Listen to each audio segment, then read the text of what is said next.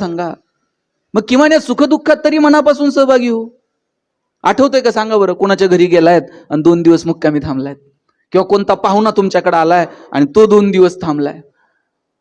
आमच्या वडिलांची आत्या आमच्याकडे मुक्कामी यायची, आणि आत्या जर मुक्कामी आली ना, सगळं घर रात्रभर गप्पा मारत बसायचं.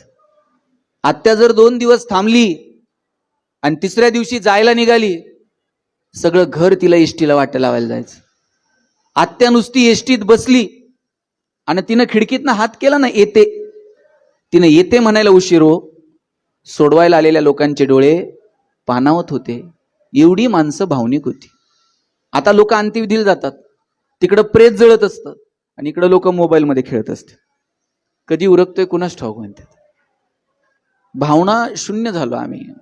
नात्यांमध्ये सुखदुःखात सहभागी होण्यामध्ये सुद्धा निव्वळ औपचारिकता उरली.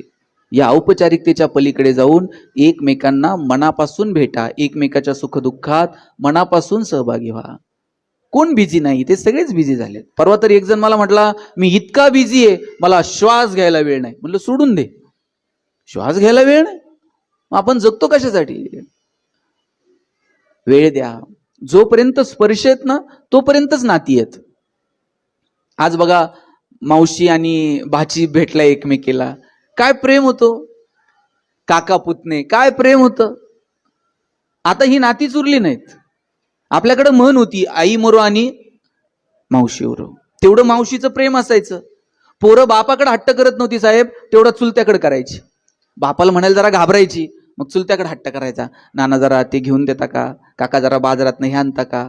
आणि चुलत्यानं सुद्धा स्वतःच्या पोराकडे नाही बघायचं, आधी पुतण्याकडे बघायचं. इतकं प्रेम होतो. आता ही शेवटची पिढी आहे ज्यांच्याकडे मावशी आणि काका शिल्लक आहे. आता एकच मुलगा आणि एकच मुलगी, त्यांना मावशी आहे का? त्यांना काका आहे का? एक मुलगा एक मुलगी, काळाची गरज आहे, पण आता मावशी नाही आणि काका नाही. जी नाती मोजकी शिल्लक आहेत ती तर जपू. आजी आजोबा गेले की परत नाहीत. आजीचा सुरकुटलेला हात वेगळी ऊर्जा देऊन जातो. आजोबांनी बोटाल धरून चालायला शिकवणं वेगळी मजा असते. आजीनं जवळ घ्यायचं, जात्यावरच्या ओव्या सांगायच्या, मजा वेगळी आहे.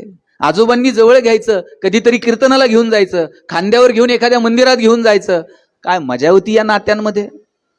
आता आजी आजोबा तुम्हाला रेंटवर मिळणार नाहीत, कोणत्या मॉलमध्ये मिळणार नाहीत. आजीनंच गोधडी करायची असते, आजीनंच ते स्वेटर पहिलं विणायचं असतं. आजीची सगळी दुनियादारी, सगळा संसार आता उरकलेला आहे. आजीची शेवटची मैत्रीण जर कोण असेल ना, तर तिची नात असते. आणि नातीला अजून जग बघायचंय.